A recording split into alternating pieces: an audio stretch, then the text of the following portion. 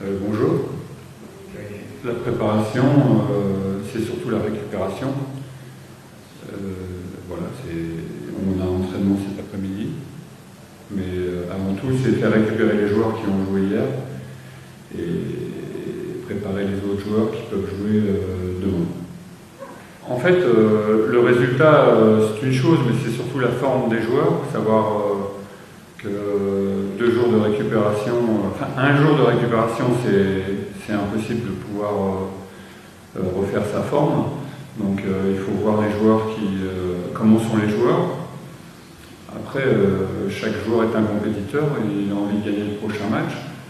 Et surtout quand tu as perdu le premier, mais l'important c'est de savoir la santé des joueurs.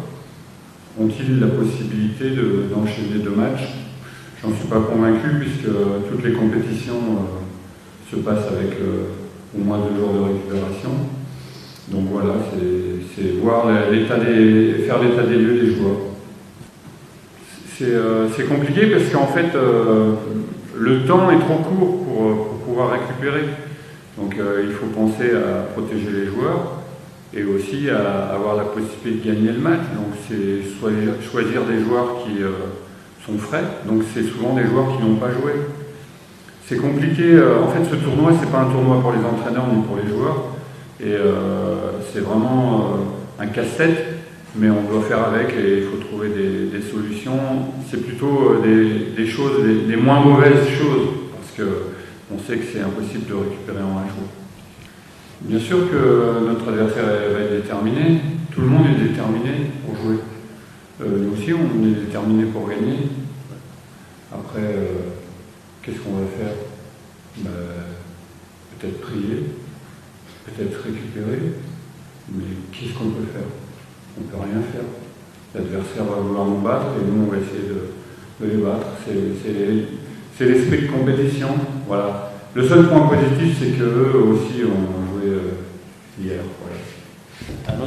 Oui, je voudrais dire que depuis que je suis là, j'ai des mots des fois difficiles envers l'organisation, envers le tournoi, mais ça n'engage que moi.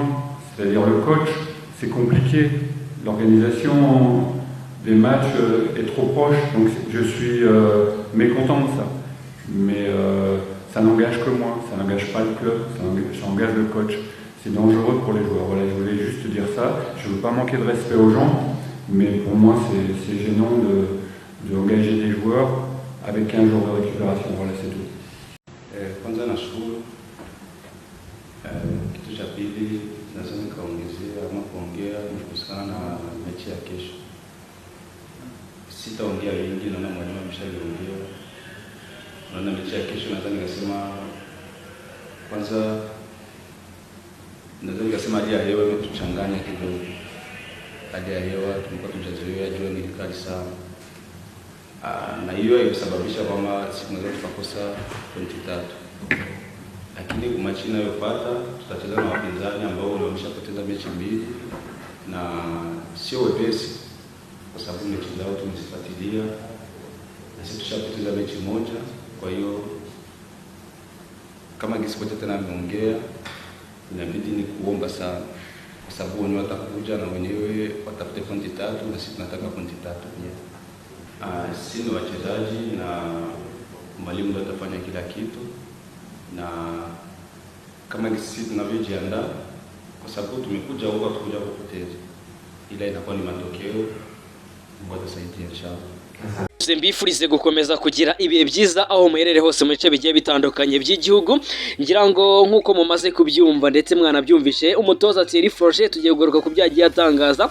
Yabivuze mu rurimi rw'igifaransa mbere y'umukino bagomba gukinamo na KU ku isaha saa 10:15 kunsi wo kuwa gatatu ni mu irushanwa rya Mapinduzi Cup, akaba ari umukino wa kabiri ikipe y'ingabo z'igihugu z'ikipe yo mu Rwanda birumvikana iraba ikina n'ikipe yo muri Zanzibar Jeshi la Kujenga Oshimi. Ubwo byose nibyo mugiye kuba mwumvira hano, ubundi ibintu bikarushaho kugenda bigenda neza. Benshi batasobanukiwe ururimi rw'igifaransa mu byatangajwe n'umutoza Thierry Christian Froger, tugiye kubigaho muri iki kiganiro kugira ngo namwe mumenye byinshi bitandukanye yagiye atangaza kuri uyu umukino.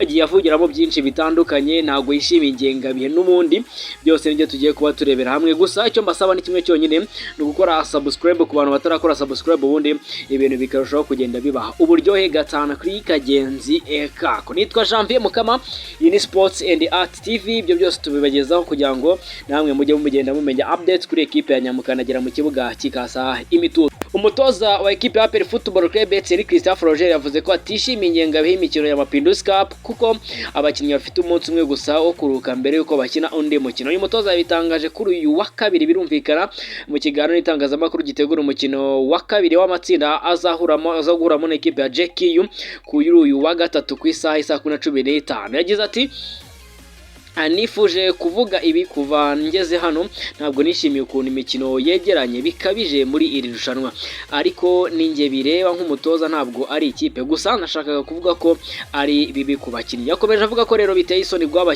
umunsi umwe wo kuruka mbere yo gukina undi mukino. Avuga ati ntabwo nshaka kubahuka abantu, gusa kuri njye ni ikimwaro guha abakinnyi umunsi umwe gusa wo kuruhuka.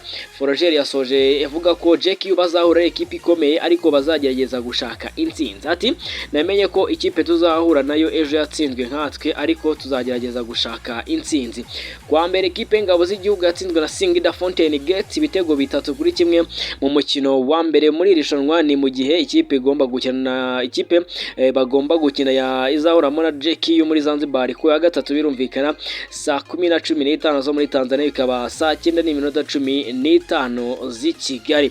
APR FC irasabwa gutsinda uyu mukino mbere yo gukina ikipe ya Simba Sports Club mu mukino wa nyuma w'amatsinda uteganyijwe kuwa gatanu kugira ngo byibura ibashe kuzakomeza muri kimwe cya kane kirangiza. Muri iri tsinda Singida Fountain Gate yatsinze imikino 2 ndetse yamaze no kubona tike ya kimwe cya kane muri irushanwa rya Mapinduzi Cup. Ikipe ya Singida Fountain Gate mbibutse ko ni ekipe ya gatanu muri shampiyona ya Tanzania, ubwo birumvikana n'ubundi nabarakare niba barakare ba hano.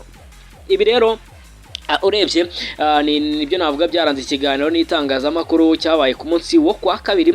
Umutoza Thierry Roger nibyo yagarutse avuga ko hari bikabije cyane birimo no kuba abakinnyi badahabwa umwanya wo kuruhuka, kandi nawe ubwe mbibutse ko atigeze atanga akanya ko kuruhuka ku bakinnyi kuko bakoze imyitozo ku cyumweru, imyitozo 2 y'imbaraga, kwa mbere saa 10:15 muri Tanzania muri Zanzibar, bikaba saa 9 z'i Kigali bajya mu myitozo.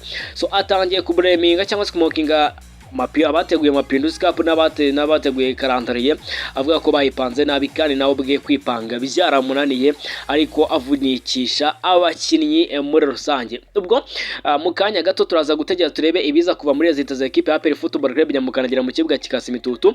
Ubwo byari ibya Thierry Roger yatangaje, tugomba kureba n'ubundi rezita ziza kuva mu mukino ku munsi kuri uyu mugoroba wo kuwa gatatu. Ibyo byose nibyo tuza kureberaho nyuma y'uyu mukino, ibintu bikarushaho kugenda bigenda neza, ngira ngo aho muherereye hose muranyuzwe kandi ibintu bimeze neza cyane. Gatanu kuri kagenzi kako, birumvikana. Ubwo Thierry Roger dutegereze kuko nibaza gutsinda uyu mukino, tukareba aho biza kwerekezana, cyane ko ari umwe mu batoza barakaje ubuyobozi bwa ekipe ya APR Football Club ubwo atsindwaga na Singida Fountain Gate, bigaragara ko ari umutoza uri kwica ekipe muri rusange. Reka mbashimire mwebwe twabanye muri iki kiganiro, namwe mwumvishe ibya Thierry Roger, mukomeze mugubwe neza, tuze gura amandi makuru ya cata aha turebera hamwe byinshi bitandukanye.